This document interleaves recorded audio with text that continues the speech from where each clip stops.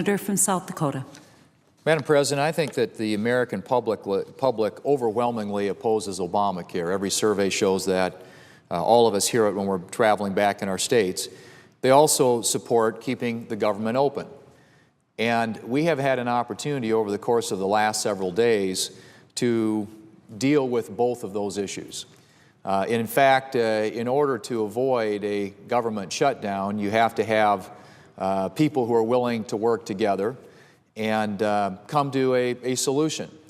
Now, the House of Representatives has not once, not twice, but 3 times sent to the Senate proposals that would fund the government and that would make some changes to Obamacare that would provide the same sort of relief to every American that big businesses have received from the President by virtue of some of his waivers and exemptions.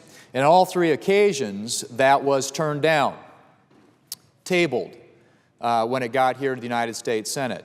And so what did the House of Representatives do? Well, their most recent proposal advanced to the Senate was to allow the House and the Senate to go to conference to work out the differences. They asked the Senate to appoint conferees to a conference committee where senators and House members might be able to sit down, Democrats and Republicans, and actually hammer out some sort of solution to the challenge that we face in front of us.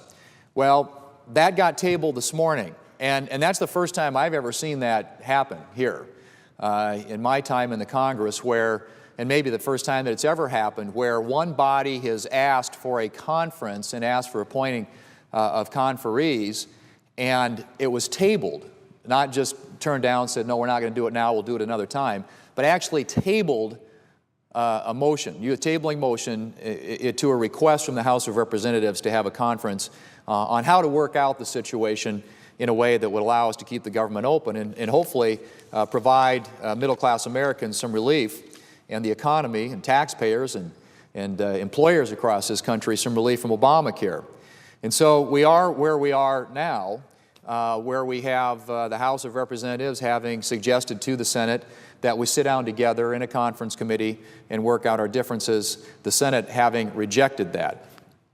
Now, we could all argue about how we got where we are initially.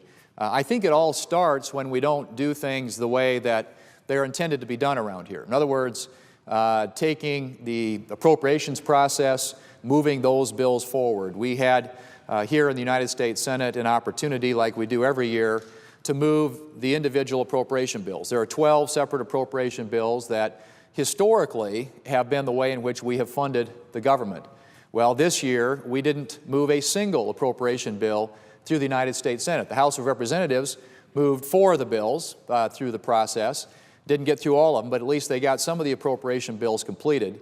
But here in the United States Senate, we didn't move a single appropriation bill. And so what happens is, and we all see this coming, it's not like it's any secret or any surprise, there's a calendar, and then when that calendar and those deadlines aren't met, you get up against the end of the fiscal year like we are right now, and you have this, this huge push to try and keep the government from shutting down, and we generally do it in the form of a continuing resolution.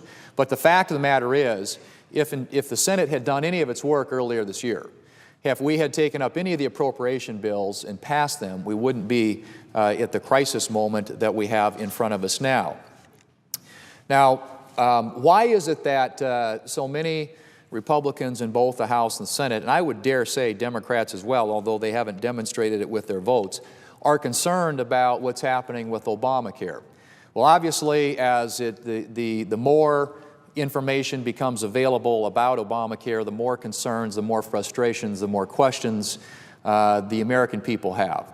And in fact, I've mentioned this previously, but in my state of South Dakota, according to the report that was put out last week by the Health and Human Services Department, if you compare the premiums that a 30-year-old male and a 30-year-old female would pay in the state of South Dakota for a bronze plan in the exchanges, the increase in premium for people in that age category would be, if you're a man, 393%, if you're a woman, 223%. So for a 30-year-old female in the state of South Dakota, the annual increase in insurance premiums would be $1,500. If you're a male in the state of South Dakota, the annual increase would be $2,000. So there's a real concern about the impact that this will have as these exchanges get up and running on what people are currently paying for health care coverage. There's also a lot of evidence and data out there now that suggests that it doesn't apply just to a 30-year-old male or female in my state of South Dakota. It also applies to families. There are many families across this country, obviously, who are concerned about how this is going to impact the cost of health insurance for them. And if you look at what health insurance costs have done for families, since the President took office, they've gone up on average about $3,000. Since Obamacare passed, those premiums have gone up for families by about $2,500. And so you've seen premiums going up already. You've got a lot of concerns as these exchanges get up and running starting today about what impact they will have on premiums for middle-class Americans. And so that's why there's a lot of concern and anxiety across the country today with regard to the impacts of Obamacare. You also have a lot of concerns about how this will impact jobs in the economy. We've already seen that many of the jobs created, a majority of the jobs created this year, are part-time jobs. And there are many reasons for that, but if you talk to employers, one of the things that they'll point out is that the requirements in the new health care law are that if you have 50 or more employees, you have to offer government-approved health care or pay a penalty. So a lot of employers are trying to stay under that 50 employee minimum or threshold so they don't have to face that requirement. And so what happens? Well, they either hire people or they don't hire people they were otherwise going to hire, or they look at ways to reduce their workforce. Well, it applies in another way because the definition of full-time employee in the law is 30 hours per week.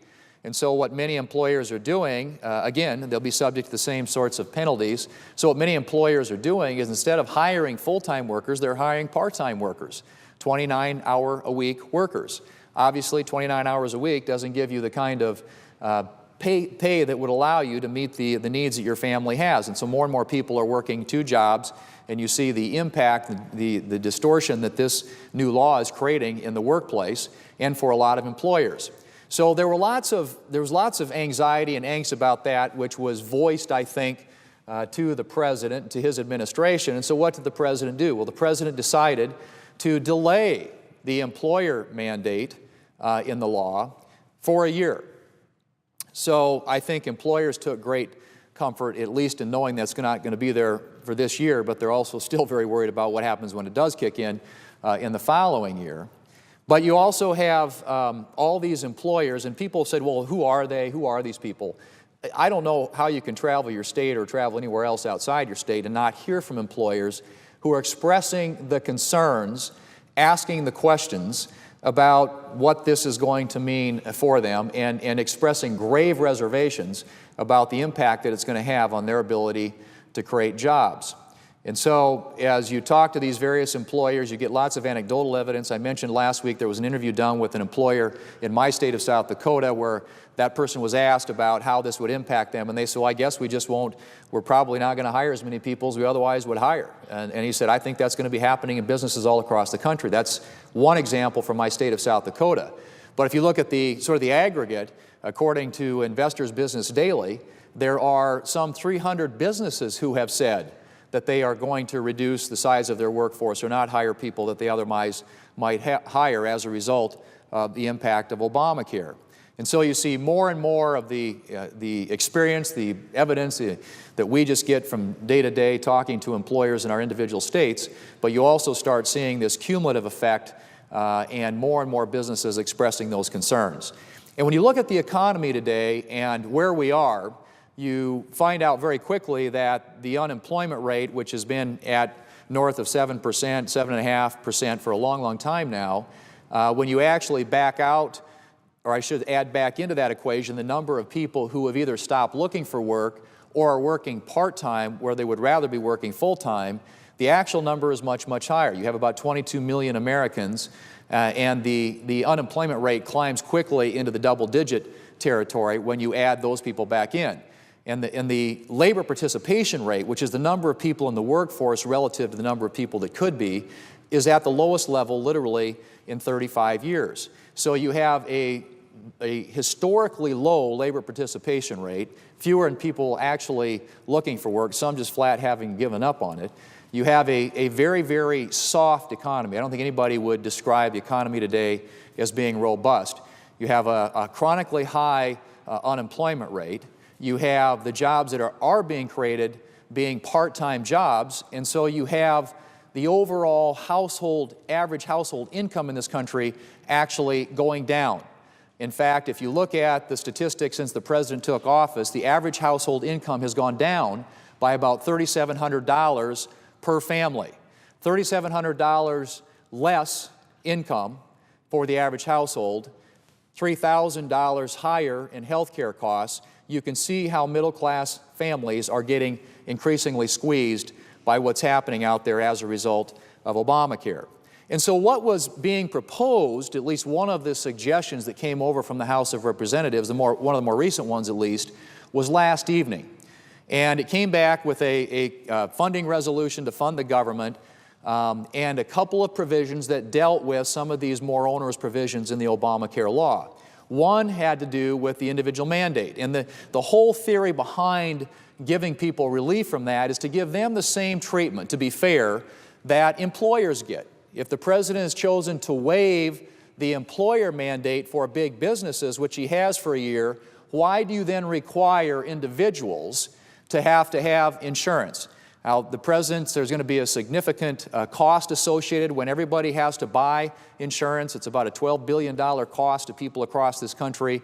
And the question is then, if you're going to give the relief, if you're going to give the temporary relief to the business community, why then would you not, in a fair way at least, make sure that individuals are treated the same way? And that seemed to be a pretty compelling argument. And if you're going to do something that actually does impact in a favorable way people across this country who are going to be suffering even more so from the harmful effects of Obamacare, it would strike us at least as a reasonable thing to suggest that you give a year delay, if you will, to people under the individual mandate, the same delay the President has given big businesses under the employer mandate. The other provision that was attached to the continuing resolution proposal that was advanced by the House last night had to do with treating members of Congress and their staffs and people here in Washington, D.C. the same as everybody else. And it strikes me again, at least, that if we're going to have these policies, that everybody ought to be treated the same way. Now, frankly, Madam President, my hope would be that we could relieve everybody from this. I would love to see us permanently delay this so that no American would be subject to the harmful impacts and effects of Obamacare. But for certain, people here in Washington, D.C. should not be exempt. There should not be a separate carve-out or a separate treatment for people here in Washington, D.C. Compared to other people around the country. And so the legislation that came over from the House last night included a one-year delay in the individual mandate, trying to treat individuals as fairly, treat people across this country in the same way that businesses are being treated in terms of the way that the law is being applied. And secondly, to make sure that people here in Washington, D.C., members of Congress and their staffs and others, are treated the same way as everybody else around the country. In other words, there's no exemption, there's no carve-out, there's no preferential treatment for people here in Washington, D.C. Those were the two things that were attached to the funding resolution last night. That got tabled here in the United States Senate. And so, having sent now 3 different proposals over, the House of Representatives has, I think, decided, okay, clearly the Senate doesn't like any of our ideas. Let's get together and have a conference committee. And so that was proposed. And again, something I've never seen done before, a motion to table a request to go to conference. Now, we had lots of requests to go to conference. Sometimes those are not adhered to, and you have a debate about various conference meetings on various pieces of legislation that we deal with here in Congress, but I've never seen a tabling motion on a request to go to conference. Pretty clear indication that the United States Senate has no interest in resolving this matter. Otherwise, they would at least sit down with our counterparts in the House of Representatives and say, what can we do to find that middle ground? What can we do to find that consensus? How can we resolve the differences that we have here in a way that will keep the government up and functioning and hopefully provide some relief for people who are struggling under the impacts of Obamacare. So that's where we are today. And what's interesting about it is our colleagues on the other side, the Democrats, all of whom, not all of whom because they weren't all here at the time, but those who were all voted in favor of Obamacare. There isn't a single Republican here at the time who did, nor are there any here today who would. And in fact, every time we've had an opportunity to vote to repeal all or parts of it, everybody on this side of the aisle has voted for that. But our colleagues on the other side continually to hold out this argument that, well, after all, this is the law of the land. And frankly, they're right. It is the law of the land. But it's pretty obvious that, at least in the President's view, there are parts of the law that don't need to be applied right away. Otherwise, he wouldn't have extended a one-year delay or a one-year waiver under the employer mandate. So it's pretty clear that the President has a different view of this than perhaps his allies here in the United States Senate with regard to what that law actually means. He's been perfectly willing on not just that occasion, but other occasions, to take portions of the law and not apply them, to waive them, to provide exemptions for particular groups of people, namely those here, as I said, on Capitol Hill, and also big businesses around the country. And so there's a very discriminate way in which the President is approaching this law, and it seems to me, again at least, that in fairness you would give the same treatment, favorable treatment to individuals that you've given to big businesses. The other thing that's really interesting about our folks on the other side of the aisle saying that this is the law of the land, there are many things that are the law of the land. The Budget Act is the law of the land. The Budget Act, which was passed back in the 1970s, I want to say 1973 or 1974. It's the budget law that Congress has been under now for the past almost 40 years, about 40 years. And yet for 3 consecutive years in a row, the Democrat majority didn't even pass a budget. Didn't move it through the committee, didn't bring it to the floor, just said we don't need to do it, we'll just ignore the law. That happened for 3 years in a row. So I would suggest, Madam President, that our colleagues on the other side who are quick to say that Obamacare is the law of the land are very willing, when it serves their purposes or they find it convenient, to completely ignore other laws that have been on the books for a much longer period of time. And so that argument to me is really sort of misses the point. I guess what I would say, Madam President, is that I hope this can be resolved. It needs to be resolved. I think we need to provide some relief for the American people from the impacts of Obamacare. Clearly, our economy needs a break. The American workers, middle-class families need a break. Employers have already been given a break. As I said, big businesses by the President have been given a one-year delay under the law. Why not apply that to others who are going to be hurt in an equal fashion? And just to put a fine point on why it's important, we think, to have some delays. Today is the day when they roll out the exchanges, but I got to tell you, if you look at what the reports are about whether or not those things are ready, up and ready to go, it's pretty clear they're not ready for prime time. We hear about glitches, which is the President's word. I think that's kind of a kind word. Malfunctions, inaccuracies, bumps in the road. We've heard them described all those different ways, but the clear reality is that this thing is not ready for prime time. And so why would we not delay it? In fact, there was a story yesterday in the Wall Street Journal, and the headline was, "Late Snags on Eve of Health Rollout. Nonprofit groups," and this is quoting, "nonprofit groups and brokers that will help enroll consumers in the exchanges say they haven't yet had a chance to preview the systems. Technical problems have limited certification for some nonprofit workers involved, and some of these groups say they haven't fully staffed up for the influx. The exchange software that determines whether people get subsidies was returning accurate determinations about 2/3 of the time late Friday, up from less than 50% earlier in the week, so at least they're trending in the right direction. Yesterday, eHealth Insurance, one of the several online web brokers that signed agreements with CMS to sell federal exchange health plans, announced that it won't be able to offer those plans on October the 1st, blaming CMS delays." Madam President, the point very simply is that this is clearly not ready for prime time. Last week, the District of Columbia Exchange said that they're experiencing a very high error rate, very high error rate. Error rates, malfunctions, inaccuracies, bumps, glitches, this all seems to me to suggest that this is something that needs to be delayed. And I think that that would make the most sense, given the fact that the President has already acknowledged that for big businesses, for employers, it ought to be delayed for a year. I think there's bipartisan support for giving individuals and families relief, just like businesses have been granted. We have a Democrat senator, our colleague from West Virginia, said last week that delay for individuals would be a very reasonable and sensible thing.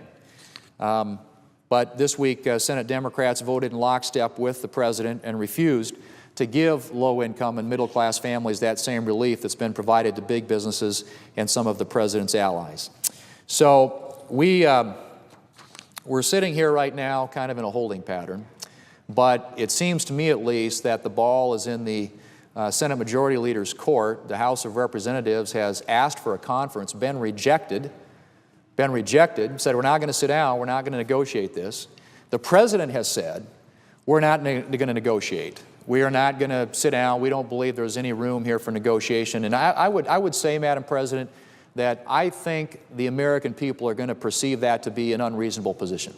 Because I think that most people understand that when we come here, we have differences of opinion, but the way that you resolve those is you sit down and work out those differences. You try to come to some resolution that would allow everybody to move forward. And what we have seen here, at least, is time after time now, the House of Representatives has sent to the Senate proposals. The Senate has, those have been tabled here, and the House has sent back another one. I said 3 times now that's happened. Finally, the House of Representatives said, okay, we get it. You don't like what we're sending you. Let's sit down and see if we can work this out. Let's have a conference and see if we can work out our differences. And that was tabled by the Majority Leader earlier today. What's coming out of the White House, what's coming out of the Democrat majority is, sorry, we don't negotiate. We are not going to sit down. We are not going to try and find common ground. We are not going to try and find a bipartisan solution to this. We're going to have it our way, and you can take it or leave it. I don't think that's what the American people sent us here to do. I think they sent us here to do the people's business. Like I said before, and I started my remarks, I believe the American people overwhelmingly dislike Obamacare and the effects it's having. I think they also overwhelmingly believe the government should stay open. And I think we can accomplish both of those objectives, hopefully sooner rather than later, if both sides will sit down in good faith and actually try and work out a solution. But that's certainly not going to happen as long as the President continues to stay dug in. This is at least, appears to be at least, he's drawn a line in the sand. And that seems to be the tack and the approach that's being taken by the Senate majority here, by the Democrat leader. That's not going to get us to an answer. That's not going to get us to a solution. All that's going to do is provide even more frustration, even greater disdain and cynicism from the American people when they see the infighting that's going on here and a lack of a willingness on the part of the Democrat majority to sit down with House Republicans and figure out what is in the best interest of the American people as we move forward. Madam President, I hope we can do better. The American people deserve better, and future generations deserve better from us. I yield the floor.